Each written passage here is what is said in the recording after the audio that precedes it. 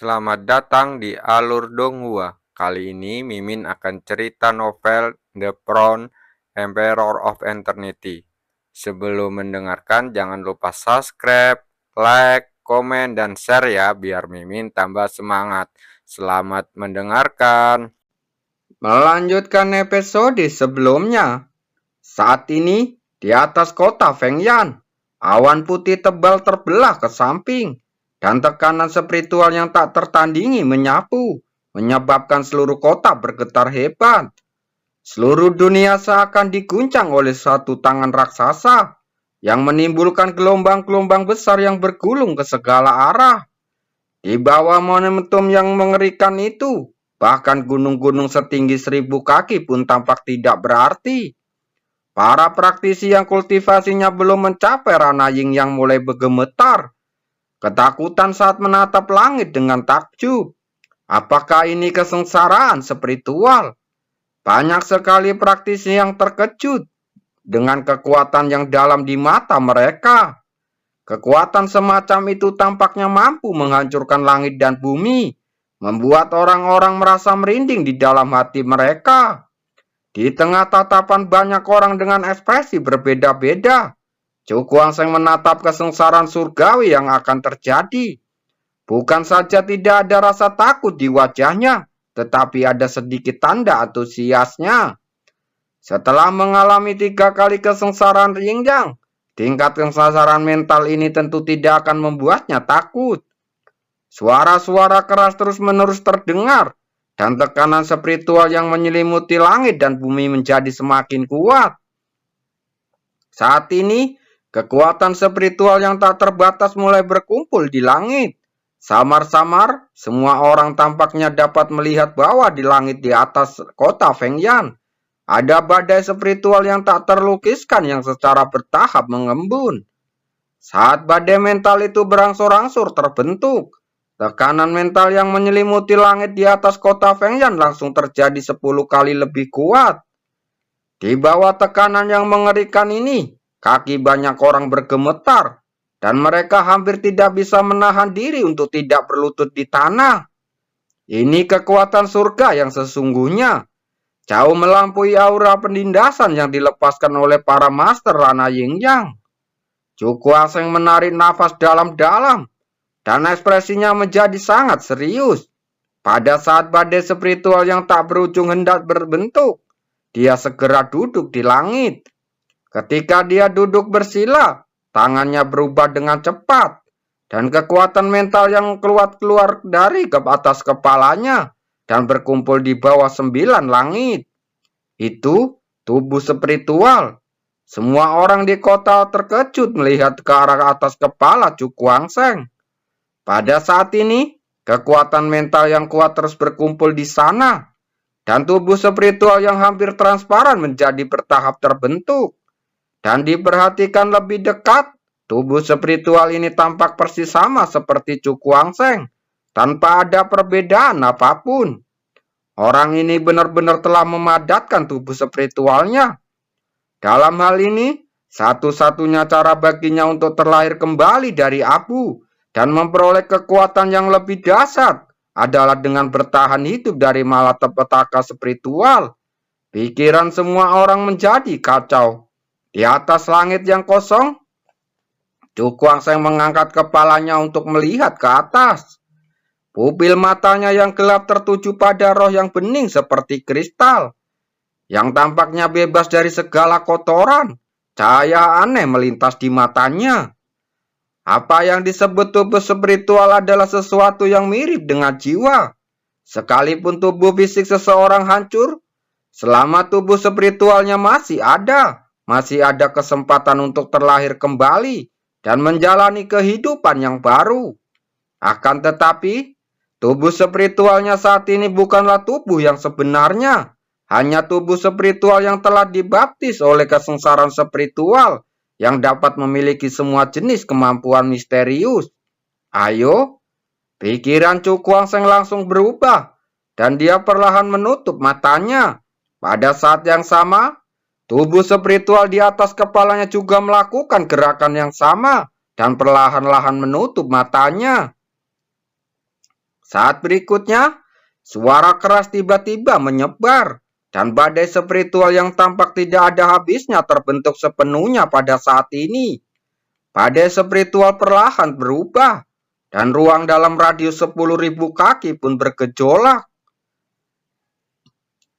Ribuan kaki gelombang udara bergulung-gulung, bagaikan gunung yang menghancurkan angkasa, dan suara gemuruh yang memekakan telinga pun terdengar.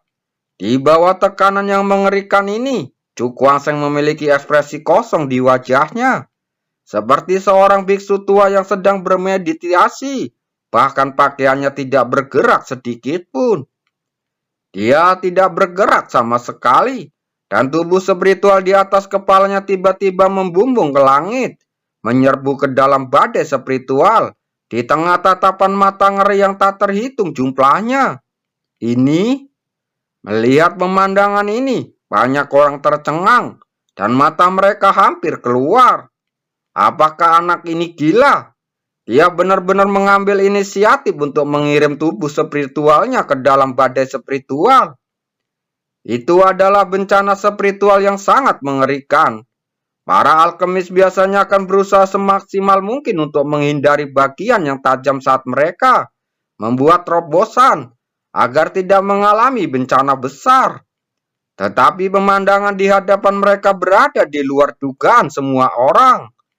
Bocah itu tidak menghindari sedikit pun, dan langsung menempatkan tubuh spiritualnya sepenuhnya ke dalam kesengsaraan spiritual. Namun, bagaimanapun juga, Anda terlalu banyak praktisi kuat yang berkumpul di sini. Dan beberapa orang dengan pengetahuan luar biasa telah melihat alasan mengapa Chu Kuang-Sheng berperilaku seperti itu. Meskipun kesengsaraan spiritual itu mengerikan, namun bagaimanapun juga, itu juga merupakan suatu bentuk penempaan. Menempatkan tubuh spiritual seseorang ke dalamnya, meskipun terlihat sangat gila, tetapi ketika seseorang berhasil selamat dari kesengsaraan spiritual, tubuh spiritual yang ditempa akan jauh melampaui apa yang dapat dicapai oleh tubuh spiritual yang berusaha sekuat tenaga menghindari kesengsaraan spiritual. Keberuntungan dan kekayaan harus dicari dalam keadaan berbahaya. Anak ini benar-benar karakter yang kejam. Memikirkan hal ini, banyak praktisi kuat yang hadir tidak dapat menahan diri untuk tidak berseru. Di tengah getaran di segala arah, badai spiritual di langit mulai meletus dengan kekuatan yang mengerikan. Samar-samar, terlihat bahwa tubuh spiritual di dalamnya berangsur-angsur terdislokasi. Dan di bawah dampak bencana spiritual, tampaknya ia akan runtuh seketika. Tubuh spiritual terkena dampaknya, dan tubuh asli Chu Kuang-Sheng di bawahnya juga menderita tiada tara. Seluruh tubuhnya gemetar, wajahnya sedikit berubah, dan suara kesakitan tertahan keluar dari tenggorokannya. Keringat dingin muncul kental di dahinya. Lambat laun pakaiannya basah oleh keringat. Wajahnya menjadi pucat, memperlihatkan ekspresi kelelahan dan kesakitan yang tidak dapat disembunyikan. Kita tidak bisa terus seperti ini. Tubuh spiritual tidak akan sanggup menahan dampak bencana mental ini. Chu Kuang-Sheng menahan rasa sakit yang hebat. Pikirannya terus berputar-putar. Pada saat ini, dia dapat dengan jelas merasakan bahwa tubuh spiritualnya bisa dihancurkan sedikit demi sedikit. Jika hal ini terus berlanjut, tubuh spiritualnya tidak akan mampu bertahan lama sebelum musnah sepenuhnya oleh kesengsaraan spiritual. Pikirannya langsung berubah. Ekspresinya tiba-tiba bergetar hebat, dan dia membentuk segel dengan kedua tangannya. Tubuh spiritual dalam badai mulai bergetar hebat pada saat ini. Sinar cahaya muncul di tubuhnya, dan akhirnya menyebar ke setiap sudut tubuh spiritualnya. Sinar hitam bagaikan tinta, dan tampak ada pola misterius yang memancar darinya. Aura misterius terpancar dari mereka. Dan ketika sinar ini muncul, tubuh spiritual yang hendak hancur tiba-tiba menjadi lebih stabil. Memungkinkan dampak berkelanjutan dari bencana spiritual tetap tidak bergerak dan sekokoh batu. Untungnya, aku punya kekuatan bunga hantu untuk melindungiku. Kalau tidak, peluang untuk berhasil menahan dampak bencana mental itu akan tipis. Cuku Aseng diam-diam menghela nafas lega, dan rasa sakit di tubuhnya berangsur-angsur mereda. Selanjutnya, mari kita lihat sejauh mana kesengsaraan spiritual ini dapat melemahkan tubuh spiritualku.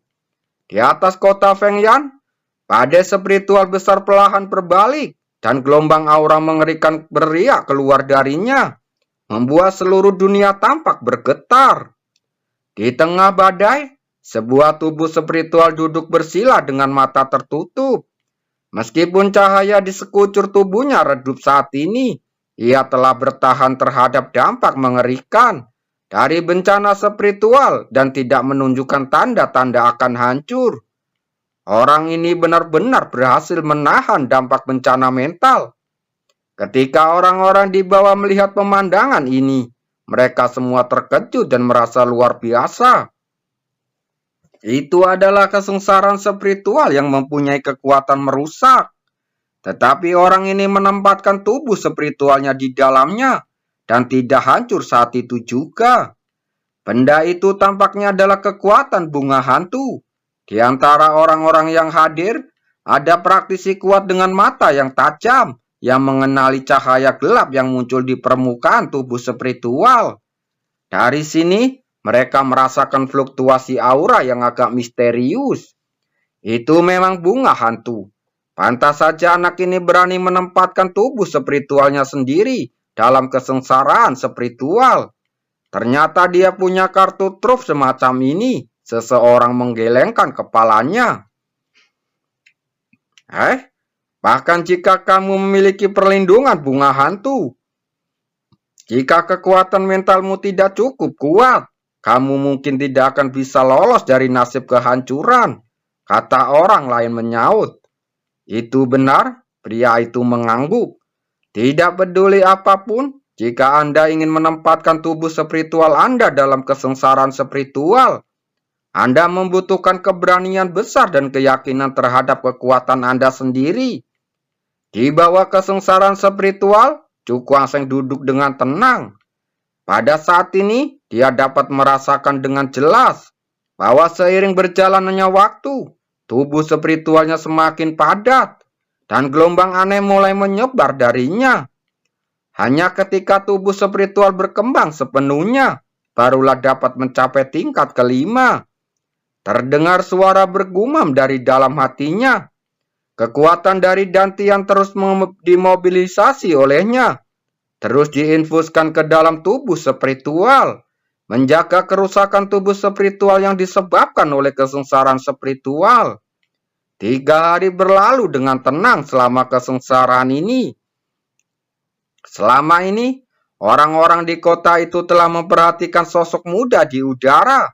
Mereka benar-benar ingin melihat betapa menakjubkan tubuh spiritual yang telah sepenuhnya ditempa oleh kesengsaraan spiritual.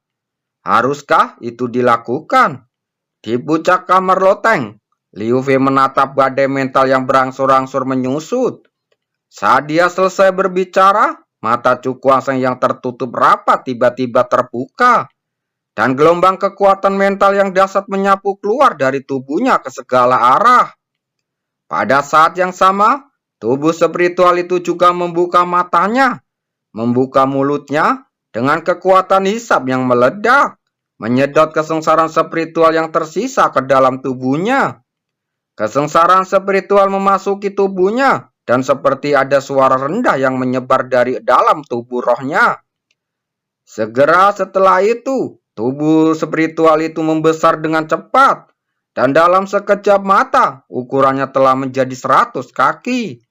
Orang ini benar-benar gila. Melihat semua ini, wajah banyak orang langsung berkedut. Meskipun kekuatan sisa bencana spiritual tidak kuat, menyerap ke dalam tubuh spiritual masih melibatkan resiko besar. Jika tidak hati-hati, tubuh rohnya akan meledak dan langsung mati, sedangkan tubuh utamanya akan terluka parah.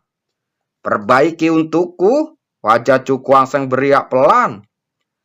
Cahaya yang menyilaukan mulai memancar dari dalam tubuh spiritual, Cahaya-cahaya itu menyapu dengan kekuatan bunga hantu, berubah menjadi kekuatan yang bahkan lebih dahsyat, yang secara paksa menekan sisa kekuatan kesengsaraan spiritual dan memurnikannya sedikit demi sedikit.